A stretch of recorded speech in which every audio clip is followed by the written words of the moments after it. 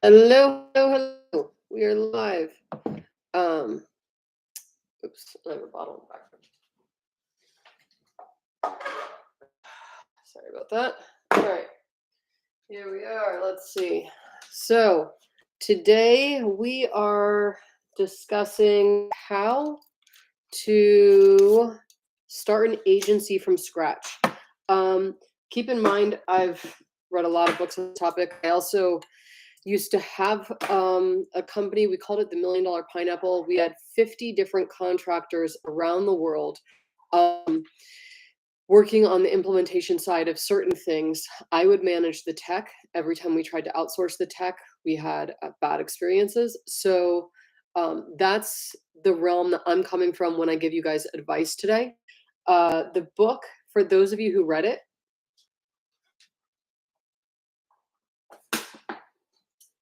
some of you like to read, and so you can dive deeper into the topic before we have the Q&A, and some of you just want to ask questions. Here's the book that for those of you who wanted to dive deeper into it before the Q&A. So do you have any burning questions, or should I kind of just like run through my notes and then we can go from there? Oh, reminder. So you can message me on Telegram, or you can, where is it? Or you can type in the chat. Either one, up to you. So I will open up Startup Book Club, and you guys can ask all of your questions in there.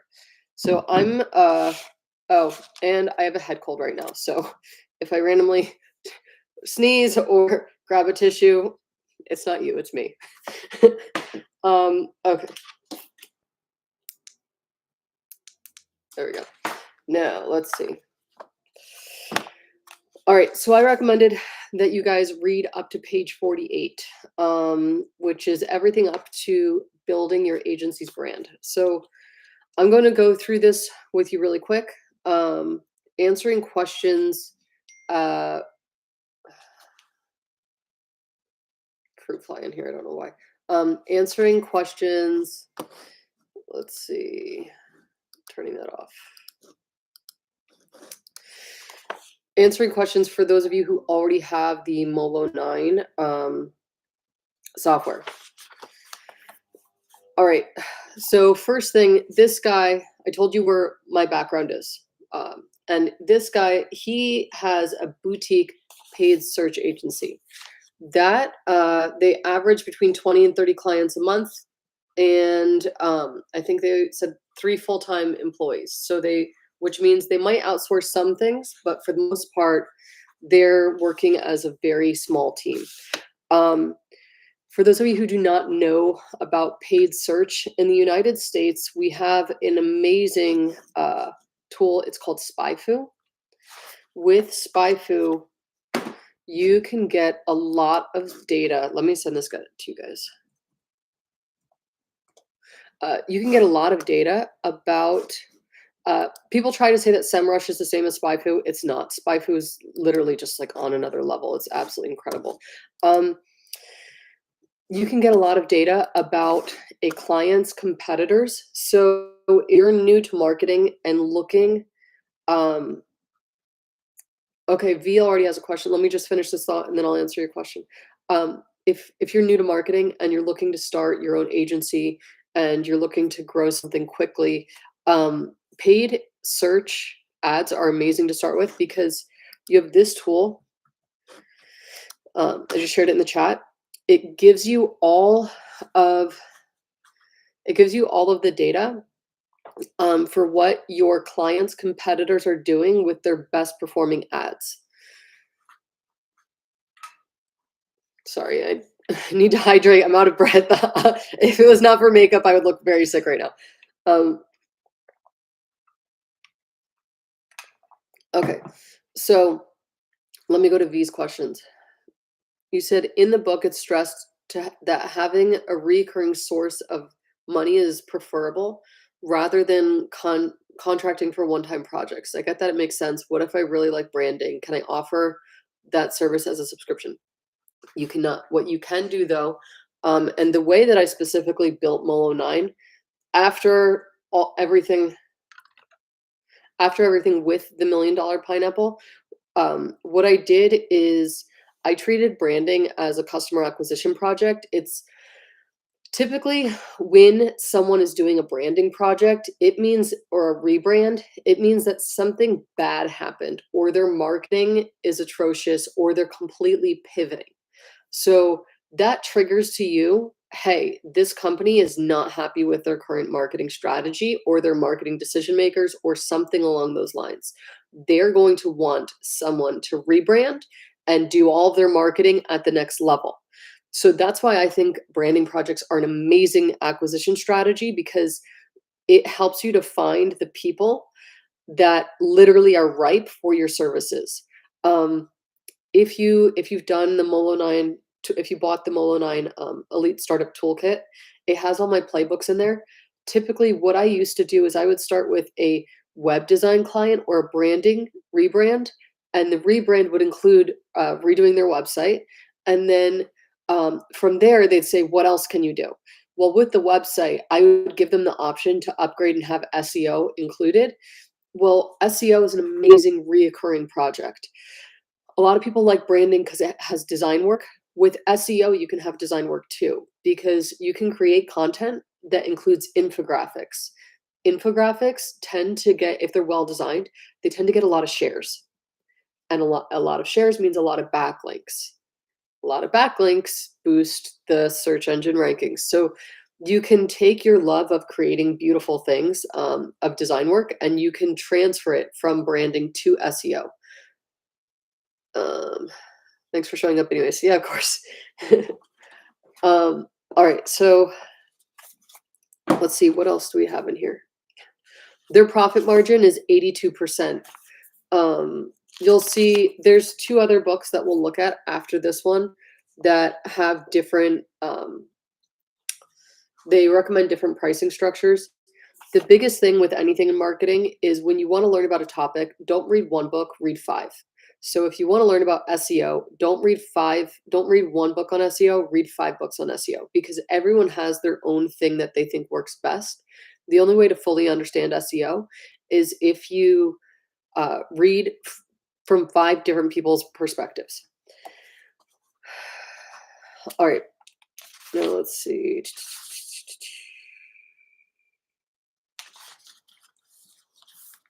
Okay. So on page 19, he shows you the agency workflow like this. So find leads, qualify leads, generate, convince leads, fulfill work, get paid. I don't do the work first. I get paid first. Love suggestions on good SEO books. Okay, yep. Well, you have the SEO playbook. After I read, I don't know, like 10 SEO books, and I worked on the SEO project for a med tech company that had closed 100, they were stuck at 113 million in sales, in gross revenue. I wrote that SEO book. So the SEO playbook you have is like everything boiled down. I think you already bought it. But let me get you, there's another one. Let me grab it. Okay. Let's see.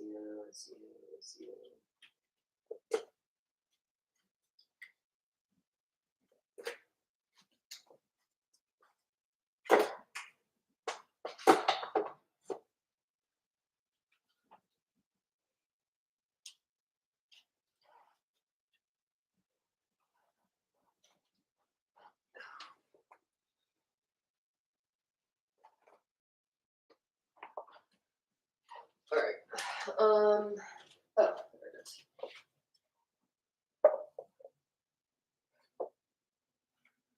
Let me grab all the other books while I'm here.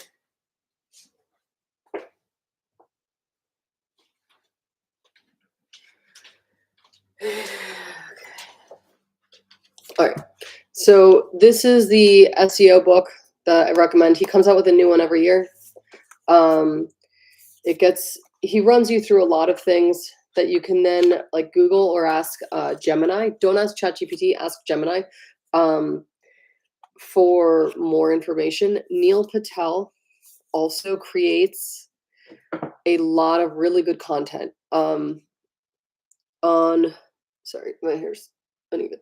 Um, he creates a lot of really good content on SEO and how to do different things with SEO. The other one to look at is um, Beyond the Agency, the other marketing agency books to look at. Beyond the Agency Box, Phoneless, Meetingless, Seven-Figure Agency Roadmap, How to Build a Kick-Ass Advertising Agency. I would not read this one without completing this one first, because this is for people who are new to building agencies. This is for people who have agencies and want to take them to the next level. I checked before seeing which one I would recommend to you guys first. This one will fly way over your head if you're new to building a marketing agency. So I would not start here. I would definitely start here. And then I have not read this one yet, but it was recommended. So this is another one that might be worth looking at. I don't know. It says How to Create a Successful Creative Agency. I try to stay away from creatives because I found that it's teaching other designers design is not something that's fast and easy for me. It takes a lot of time to teach a designer or someone who wants to get into graphics. It takes a lot of time to upskill a junior designer. It does not take a lot of time to upskill or train a technical marketer, like an SEO marketer, social media marketer. A lot of those principles are really easy. If you notice the playbooks I have, those are literally when I get a new employee, I'm like, read this. That's the only project you're going to do. Read this SEO project. That's what you're going to do. And then I go through the playbook and I'm like, they did this, they did this, they did this. I can double check their work quickly, but I can also have a manager double check their work quickly. So do you see how SEO, I can go 3 layers. I can have a junior marketer come in and start giving me results with their SEO projects day 1. I cannot have a junior designer come in and start giving me great results with their design work day 1. Usually it takes them a couple months before they finally get it and they understand which types of design work get the clicks and get the sales. So that's why with this one, if you have an agency, it's making loads of money and you're like, you know what, I'm ready to add the design element, then you could add it. I would not start with a design agency simply because it takes a lot longer to train the junior designers and therefore make money from them. So when you have an employee coming in and you're a really early stage startup, you need them to do things that make money day 1. You don't have buffers, you don't have profit margins, you don't have a huge overhead, a huge bank account to have them working for you and not making the company money for months on end. That's why I would go here. And what I would do with your junior marketers is you have the 5 playbooks. The Proven Path to Profit is a go-to-market strategy playbook. The projects in there, you can have like the web design project that I think is day 1 in Proven Path to Profit. You can have an entire marketing team that only works on those types of web design projects, and that's it. There's a PR project in the Proven Path to Profit. You can have literally 5 employees. Their only job is to complete different parts of that project. So that's another, like if you're like, okay, what should my agency offer? That's one playbook that you can literally turn into your agency blueprint of, hey, we implement go-to-market strategy for you. And then it's easy for you to hire people to complete different parts of those projects. Okay. Next. Oh, this is huge. Did I lose it? No, I didn't. Okay. So here he's talking about, so now I kind of jumped a little bit ahead and told you about fulfilling the work. Now let's back up a second for finding leads, qualifying leads, convincing leads. So if you look at, this is what I currently have. So I've transitioned to mainly focusing on training marketing teams and teaching and training marketing teams, coming in and helping marketing teams learn how to complete certain projects. I like that because junior marketers tend to be they're not jaded yet. They haven't been they they're better for your mental health, basically, because they still are happy about the world. Um, yeah, I don't know how to say it any better than that. Basically, they're young, they're excited, they're ambitious, they have faith in humanity. So I like working with them better. They tend to be less cutthroat. Uh, okay, so someone who's in their 60s whose background is similar to mine. But when I had the political smear campaign, different smear campaigns happened against me over the years. I was like, okay, there are good people and bad people. And I found a way to insulate myself from bad actors and people that are going to try to screw you over.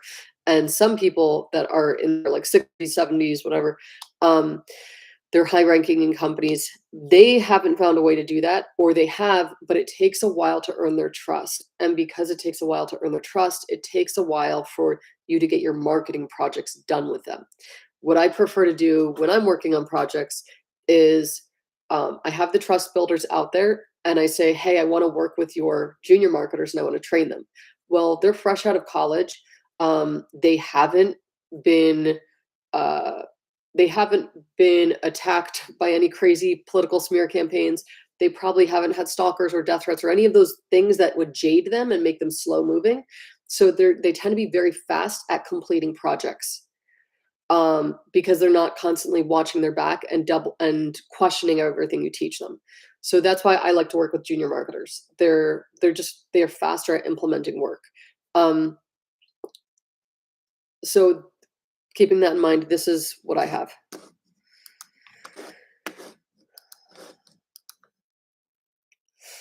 All right. See how ours are structured? I'm literally training a junior marketing team, and that's it. And then the testimonials, and here's the application to work with me. Um, Now, the application I give them, these questions tell me whether or not I can help them with their whatever they're trying to do next. What are your primary goals for the next 6 to 12 months? Are these goals I know how to help your team meet? Um, if you're a web design agency, you might do a different set of questions to make sure what you want to make sure with the application is that what they want to do is something you know how to do.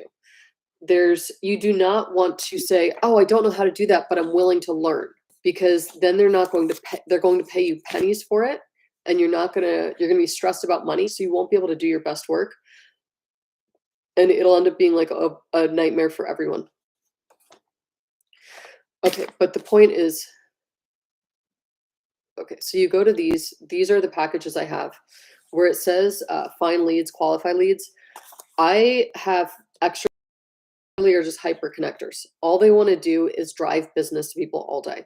And I tell them, hey, these are my packages. I can take 4 new clients this month. Who would you like, or do you have anyone that you would like to recommend to any of these packages? I will give you 10% commission. So for them, if they have a solid network, that's an easy $4,000, $3,900. Um, Making an introduction, saying, oh, you need to do this right now. Adi is the perfect person to work on this with you. You should check out her website. Let me know if you want an introduction. So the sales don't happen by someone stumbling on my website, reading it, and then making a purchase. They happen by people saying, hey, you should work with her, and making a warm introduction. That's B2B sales or business development. Now, I told you how to kind of build out your teams. Getting paid, I recommend working on retainer, so they pay you up front. At the very least, they pay you 50 to 60% upfront. They pay the remaining chunk, all but 10%, at the middle, and then they pay the final 10% at the end of the project. That's the very least. But I would never let someone pay you after you complete the work. I tried doing that early on in my career, and a lot of people, I would do the work and they would run when it came time for the bill.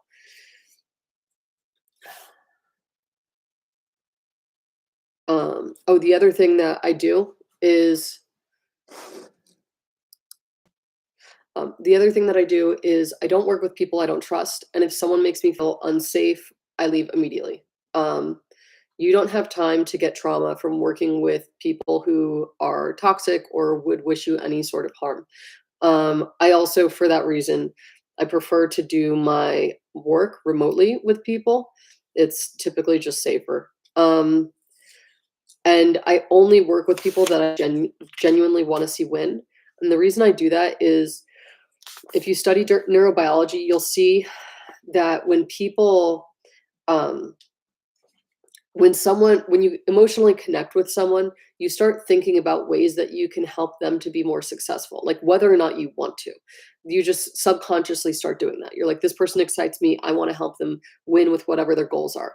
So if you pick clients that you genuinely want to see win, then you're going to have a really easy time getting them to win because like you'll constantly be like having passive thoughts about how you can change different marketing things you see when you're out and about to benefit them. Um, okay, next. You don't, uh, he's talking about sales and how he hates certain sales tactics and other ones. Um, you do not want to think of sales as following a script. You want to think of it as looking for people that you will have fun. Um, sorry, one of the papers fell. You want to think of it as looking for people that you will have fun working with and then finding a way to work with them. That's it. So there's someone that I met a couple weeks ago who's like so fun. And we keep throwing project ideas back and forth because we want to work together on something. Um, that's the type of clients you want to look for. So V said he mentioned the creative jobs are lower paid, but you teach that we should always ask for metrics so we can prove our work is valuable. And to be honest, branding is a lot of analytics and research. At the start, how can I find clients? I have a friend who only gets B2B jobs. Her lead magnets website do nothing for her. Okay, so we spoke about this a few Q&As ago. Your website is your middle of funnel. It's not the top of funnel. So the top of funnel is social media, going out and meeting people, taking speaking engagements. It's things like that. Your website's the middle of the funnel. So the top of the funnel is getting people who do not know you to know you. The middle of the funnel, such as the website and the lead magnet, that's getting people who found out that you exist to trust you and buy from you. So that's where the conversion should happen, at the middle of the funnel. She said her lead magnets and website do nothing for her. I mean, that could be for a myriad of reasons. I cannot tell you how often I'll go to an event or a dinner party or something, and people say, "Oh, marketing's useless. Look at my lead magnet; it does nothing for me." And I look at their lead magnet, and it's a piece of crap, literally a piece of garbage. And I'm like, "Who had made this lead magnet?" And they were like, "Well, I wanted the cheapest one I could get, and it was $200." I'm like, "Okay, that's why your lead magnet isn't working because you literally had someone who knows nothing about marketing strategy, nothing about behavioral economics, nothing about consumer psychology, create your lead magnet." Now, there are other people who will create you a lead magnet for $10,000. And guess what? They know everything about behavioral economics and consumer behavior and neurobiology. So they know how to create a lead magnet that actually gets people to book or buy. Same with websites. There are people who say, "Oh, well, why would I have you design a website for 10,000 or 12,000 when I could get this person to design it for 500?" Like, go ahead, go have them design it for 500.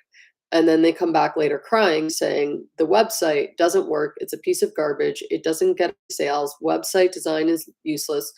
It's like, no, you hired someone who knows how to click buttons to click buttons. If you want a website that's going to be a sales machine and convert viewers into buyers, you need a marketing strategist to put together your website. So that's what I would say to your friend who said that her lead magnets and website do nothing for her. I would ask her who put them together for her.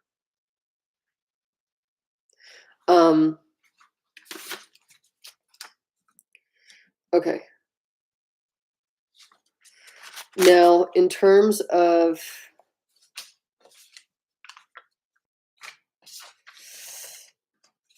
essentially marketing is like everything else. You get what you pay for. And when people don't want to pay for a well experienced, well thought out marketing strategist to create their work, they go cheap and they don't get results. And then they say, oh, marketing doesn't work. And it's like, no, marketing works fine. But you wanted a Louis Vuitton high heel. You bought a Walmart high heel. The Walmart high heel broke in 4 seconds, and you're complaining that it's not working as well as a $10,000 shoe when you bought a $5 shoe. So you get what you pay for. When people are asking me to do work and they're looking to have it done as cheap as possible, I tell them, I'm like, look, everyone who's looking to cut corners and have their work done as cheap as possible usually comes back to me crying within 1 to 3 months because they wasted all their money paying people who don't know what they're doing to do a shitty job. So if you want the job done well, I'm happy to work with you.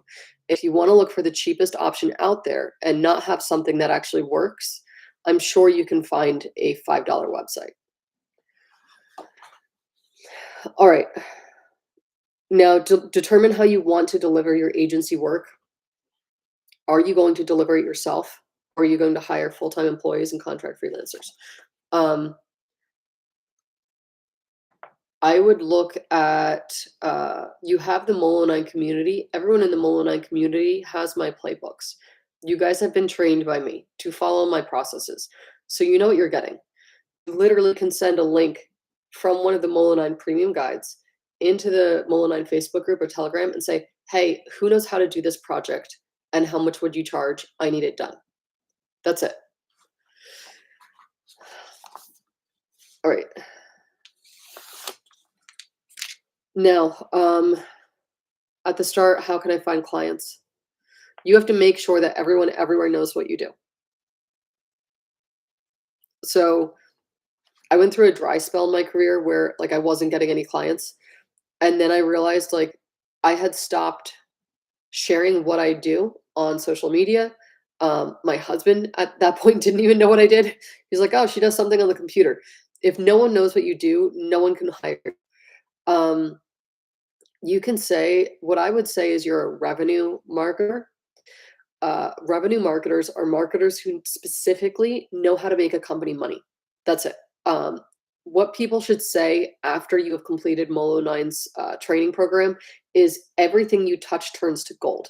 Because everything in Molo9, I don't know if you noticed this, but almost every single project that I put in Molo9, people are like, oh, there's some tactics that aren't in here. If they don't grow revenue, I don't add them to Molo9. I guess I should make that more prominent. I'm obsessed with revenue. It's called being a revenue marketer, or it used to be called organic marketing. Now it's called revenue marketing. So tell people that you're a revenue marketer and that you love branding. People know that like for me to relax, I love doing design work, but I use my energy for design work mainly for my own things. I have a few godfathers or relatives that they'll ask me for design work every once in a while. I'll do it for them. But everyone knows me as the person who grows revenue. That's it. Trains teams to grow revenue. Your question was, sorry, turn the volume off. Okay, your next question was, how can I create a system to check on my work? I'm new and inexperienced, so in order to offer premium service, is there a way that we work checked?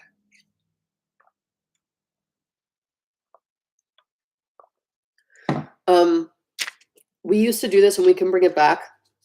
We used to do Molo9 contests where like when the branding course came out, we had a branding contest and people could do a rebrand project for any one of my companies. And then whoever won the contest, they got a letter of recommendation. I wrote them a recommendation on LinkedIn. I gave them the information they needed for a case study. So they did it before and after, like this was the brand before, this is it after. We did all of that. So, and that was kind of how I would double check the work. We just did the rebrand. We just did every rebrand. We didn't do a rebrand for this company. You can do a rebrand project for this one.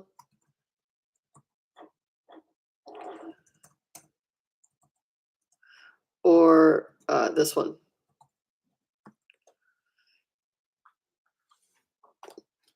And then that would be your project that you did start to finish.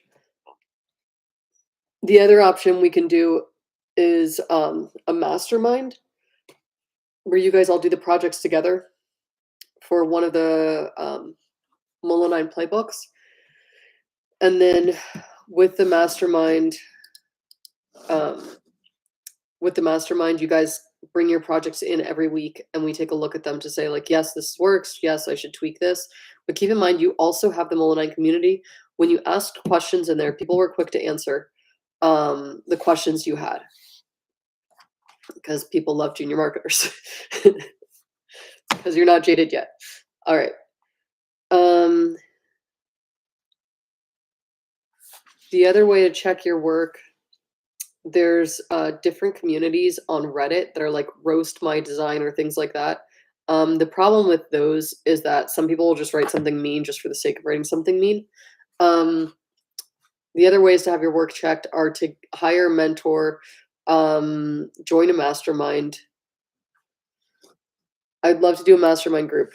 All right, cool. So send me your thoughts for that, and let's see if we can make something happen for March. We could do a branding mastermind or a micro agency mastermind where we go through branding project and how you convert a branding client into an SEO client. Oh, for those of you who do not know V, she's very quick to send me feedback about exactly what she thinks Mull9 should do. But okay, so for those of you who are like, why do you listen to all her feedback? That's exactly how Mull9 was built. Is Casey, David, V, Andy. There are some like people who are very passionate about Mull9 who they're like, I love this. I have a vision for the future.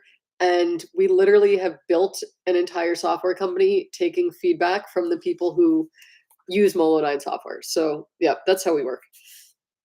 Okay. Let me go through the rest of these notes. Okay, so the chapter on make or break factors, and they say specialization, simplicity, brand, revenue adjacency. So that's what I was talking about. Where he says revenue adjacency, that's where I was talking about Mull9 teaching you revenue generating tactics. You always want to tie your projects back to revenue or sales. So when you start a project for a client, you say, what is your current gross revenue? Or if you're starting a project for a specific product in one of their product lines, what is the revenue for this product? And then or what's the average order value? What are the conversion rates? What's the revenue? You want to tie it back to money. Then at the completion of the project, you take a couple of weeks for everything to marinate, for the market to react to the changes you made. And then you measure all the KPIs again. You say, okay, 1 month after we completed this project, we saw that the revenue had increased by 20% or whatever it is. When it comes to branding your company, I recommend this book. This book is really amazing at explaining how to brand your company, your agency. All right, next. It's hard to stand out in a field when your agency is a jack of all trades. Okay, that's completely true, completely accurate. That's why I say focus on revenue. He says to focus on a specialization that's technical. You could do that, but in this book, he explains why you should focus on a specific industry instead. And the model that I like to teach is I prefer what he teaches over like this one's a great starter book, but this is it teaches you how to make $1 million agency quickly.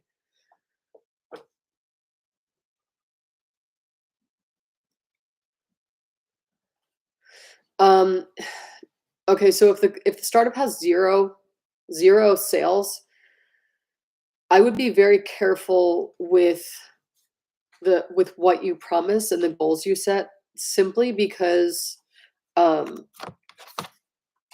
you have no data about how the market's going to react. So you don't know if people are going to love this or not. If it's a new industry for you, new country, it's kind of like you don't have data and you don't want to overpromise and underdeliver and then have someone who's upset.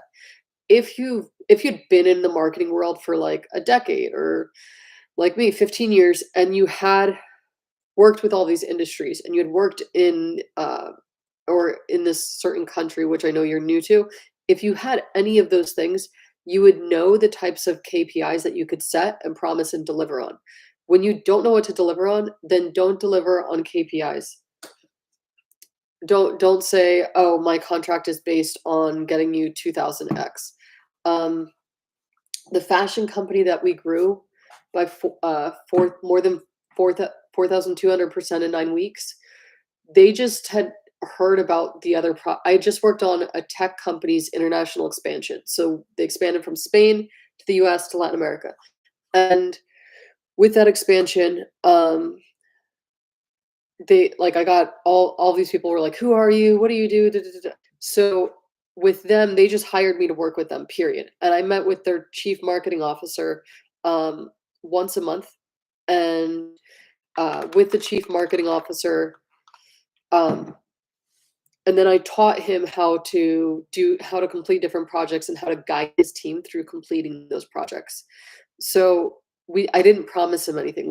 That's what we got to.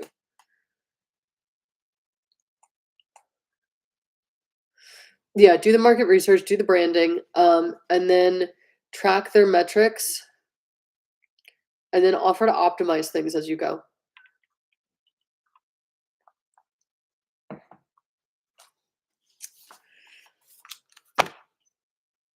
Okay.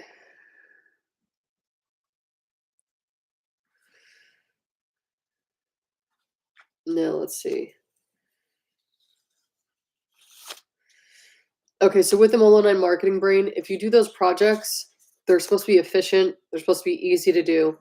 They're supposed to be projects that drive revenue. You want to focus on revenue generating projects first because then people will trust you. They will give you a bigger marketing budget to do bigger, more complex projects. I've seen people who think they need to prove themselves with a big, complex project from the start, and they fail, so they never get to work on anything else. Your first project is supposed to be a huge splash, a huge success, a huge win for the company. Next. Okay. Chapter takeaways. So let me just run you through this. The Mullen marketing brain, we break everything down by industry. I don't know if you noticed that. When he's saying industry or special or technical specialization, I recommend industry. The Mullen marketing brain was built for you to filter by industry. Now, how can you keep your agency as minimal and straightforward as possible? You have all of the guides in the Mullen marketing brain. You literally say, go to choose the goal. You open you open up the dash where it says these are the tactics that you should use. You click on one. If you don't want to do it, you outsource it to someone in the Mullen community. Very straightforward. Having a solid brand is critical. What sort of brand do you want your agency to portray? Again, that's this book, How to Build a Kick-Ass Advertising Agency. Next. How will your agency be revenue adjacent? You guys have this dashboard, and I highly recommend using it. I built it literally for you guys to communicate the financial value of your projects to your clients.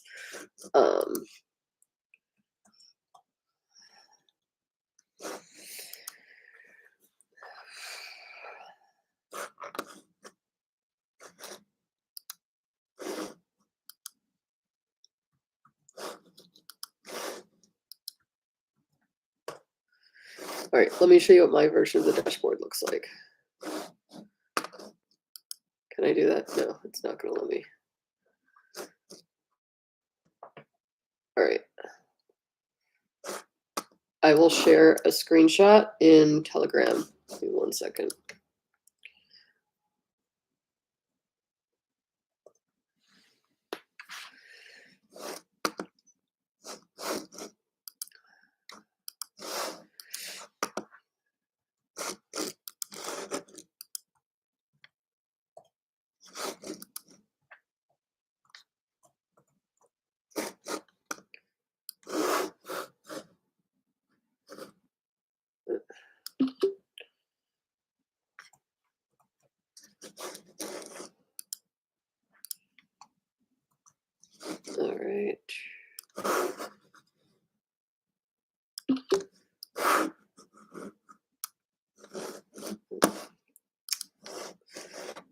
Okay, let me share it with you later.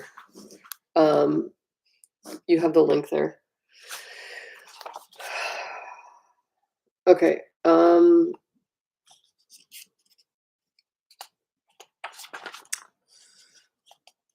Next. So on page 33, he says, you may be at risk of your entire industry vertical folding up. Look at the industries on Molo 9. If we think an industry is dying, we don't create resources for it because we don't think you should be working in that industry. We're not working in that industry. Neither should you.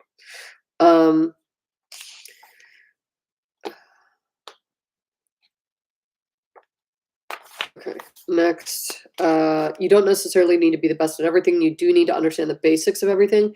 You have the elite toolkit. Walk through it, work through it, complete it with your own company. Your branding and your tone of voice for your brand will shift over time. That's why you want to be able to be in control of your website so you can make changes as you read and learn new things. Now, okay, the most important thing for today was to look at the niche. There we go. So you have social media marketing. That's the lowest paid. Remember I said some of the easiest junior marketers to take in-house because you can train them quickly are social media marketers and SEO marketers, SEO content creators. Very easy to train, very quick, very straightforward. SEO on the technical side, if you were to be a full stack SEO agency, that's a good way to go. That's more lucrative. But let's see, pay-per-click advertising, it's lucrative because people tie it to how much, what the ad spend is of the company. Web design, that one, you really have to work on your personal branding if you're going to sell yourself as a web design agency. Because there are a lot of people out there selling $500 websites that are a piece of garbage. Branding is an excellent project to offer to pull people in. But it's something that you can do. You have work to do every single month. You can take branding and then be in charge of their content and their content and their PR. Graphic design is no longer, I would not hang my hat on being a graphic design agency, but I would on video if you were to have an agency that created video content, because a lot of people are not good at that, or it's time consuming. They don't learn how to do it. Copywriting is no longer, there's a saying with copywriting that if you get good at copywriting, you can write your own paycheck. The thing with copywriting is it's kind of a mandatory skill for marketers now. For me, it's a high cognitive load, and that's why I don't offer to do it for other people.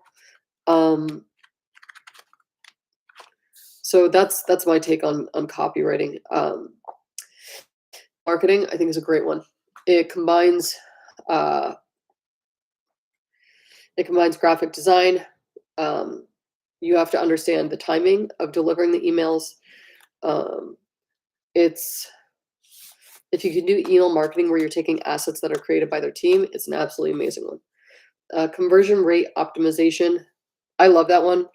Web analytics, PR, influencer marketing is super, super, super lucrative. The thing with PR that's kind of crazy is there's so many people that come in that try to do it, and if you don't know what you're doing, you very quickly it's very obvious that you don't know what you're doing.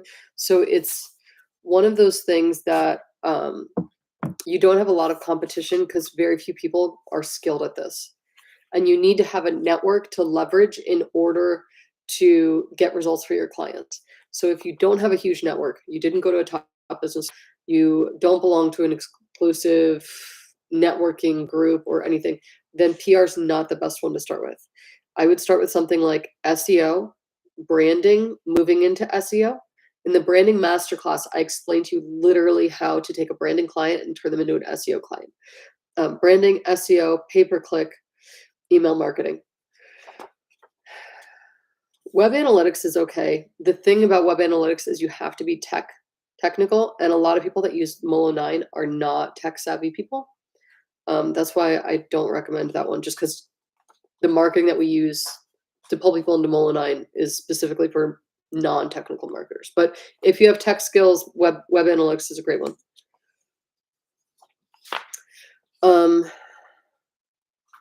With SEO, you would add social media marketing as like an add-on, because a lot of social media marketing is now dependent on understanding advanced ranking algorithms, which is what SEO is dependent on. You understanding advanced ranking algorithms. So social media marketing today, in order to be competitive with it and not comparable to a junior marketer, you would want to know how to create posts that drive sales.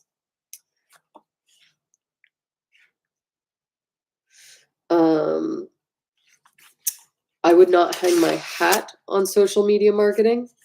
I would put social media marketing wrapped in SEO because, as we saw with TikTok being banned and then unbanned, you never want to have your entire business dependent on a platform where the ranking algorithm or the platform could be shut down, or the ranking algorithm can completely destroy your performance in just a month's time.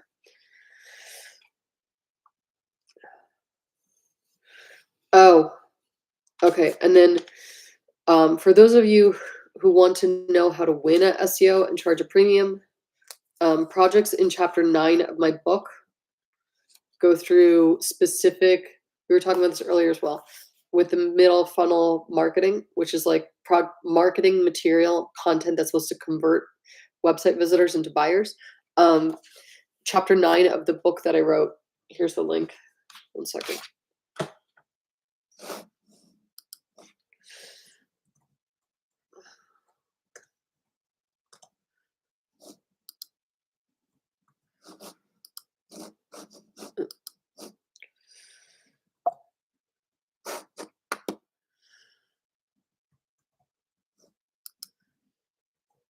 There we go. Okay, chapter 9 of that book explains how to create content that takes someone who's just visited your website for the first time or is looking to take content, and it converts them into a buyer.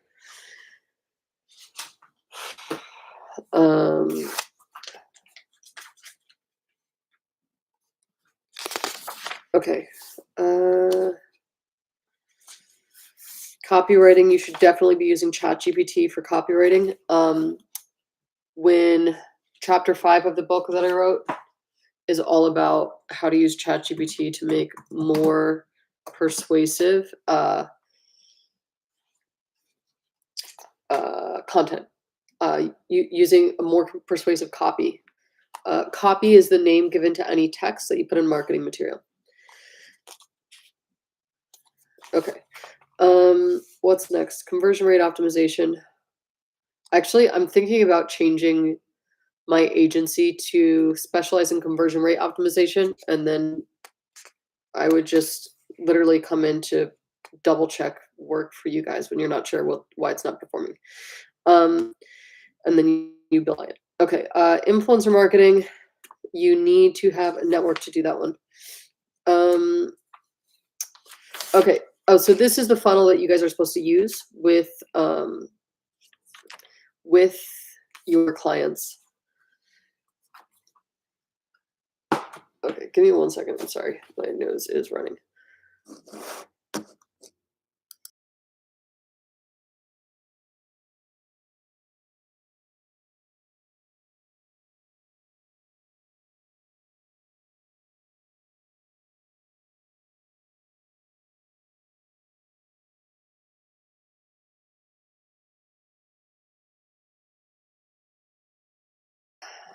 Okay, sorry about that. So first thing you do is a branding project. The next thing you want to do is you upsell them into the SEO project. In the branding masterclass that we have on Molo 9, I literally teach you how to do that. Where is it? Learn.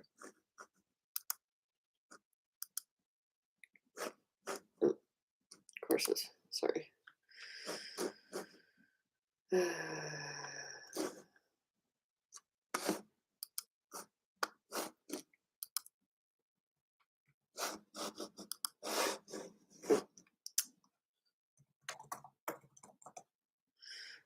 Right. Okay, so in there, why is this not letting me share it with you there? There we go. Okay, so in there you have the branding masterclass. It not only teaches you how to give the projects, the deliverables from a project to your client in a way that they have to pay you.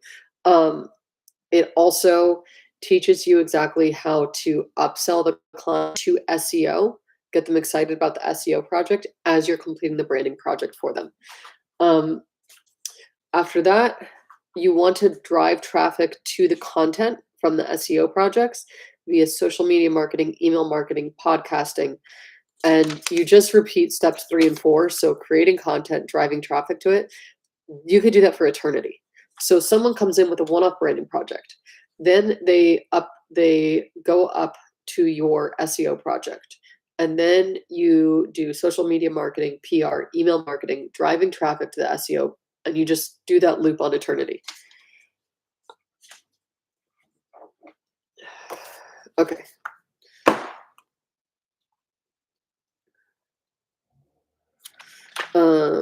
Next. Oh, and that's it. We're up to chapter 48 or page 48. Okay. What other questions did you have for me?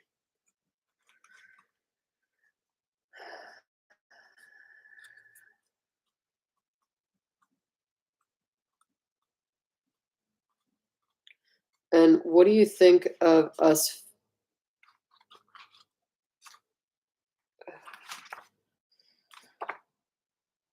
Okay, we'll do up to page 90 by next time. Does that work for you? So we're up to almost page 50, to up to page 90. Or do you want to do onboarding and managing clients?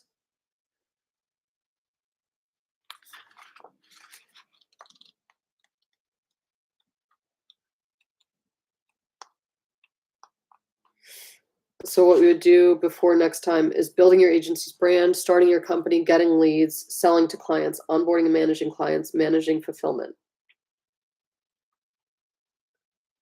So that's pages 48 to 96. What do you think?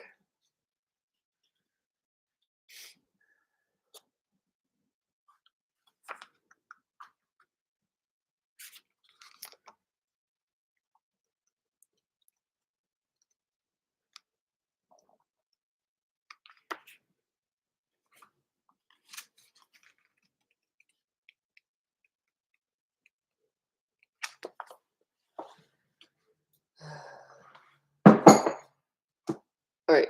I'm going to take that as a yes. Yep, you said yes. Okay, we have one yes. Everyone else that is going to watch it later has to go with what you decided because they did not attend.